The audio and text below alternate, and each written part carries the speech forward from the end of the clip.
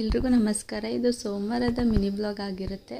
ಇವತ್ತು ಈರುಳ್ಳಿ ಗೊಜ್ಜು ಹೇಗೆ ಮಾಡೋದು ಅಂತ ತೋರಿಸ್ಕೊಡ್ತಾ ಇದ್ದೀನಿ. ಸ್ವಲ್ಪ ಎಣ್ಣೆ, ಕರಿಬೇವು ಮತ್ತು ಈರುಳ್ಳಿ, ಸಣ್ಣದಾಗಿ ಹೆಚ್ಕೊಂಡಿರೋ ಈರುಳ್ಳಿ ಇಷ್ಟನ್ನು ಹಸಿ ವಾಸನೆ ಹೋಗೋವರೆಗೂ ಚೆನ್ನಾಗಿ ಫ್ರೈ ಮಾಡ್ಕೊಬೇಕು. ಅದಾದಮೇಲೆ ನಾನು ಖಾರಕ್ಕೆ ಏನೇನು ಮಸಾಲೆ ಹಾಕಿದೆ ಅಂತ ವೀಡಿಯೋ ಮಾಡ್ಕೊಳ್ಳೋದು ಸ್ಕಿಪ್ ಆಗಿದೆ.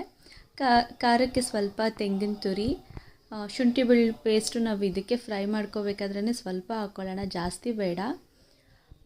ತೆಂಗಿನ ತುರಿ, ಮಟನ್ ಸಾರು ಪೌಡ್ರು, ಗಸಗಸೆ, ಕಡಲೆ ಇಷ್ಟನ್ನು ಹಾಕ್ಕೊಂಡು ಗ್ರೈಂಡ್ ಮಾಡ್ಕೊಬೇಕು. ಸಣ್ಣಕ್ಕೆ ಬೇಕು ಅಂದರೆ ಒಂದು 4 ಗೋಡಂಬಿನೂ ಹಾಕ್ಕೊಬೋದು, ಟೇಸ್ಟ್ ಚೆನ್ನಾಗಿರುತ್ತೆ.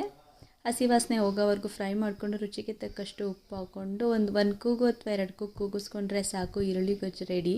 ಒಂದ್ಸಲಿ ಟ್ರೈ ಮಾಡಿ, ತುಂಬ ಚೆನ್ನಾಗಿರುತ್ತೆ. ಈಸಿ ಕೂಡ, 10 ನಿಮಿಷದಲ್ಲೆಲ್ಲ ರೆಡಿ ಆಗಿಬಿಡುತ್ತೆ.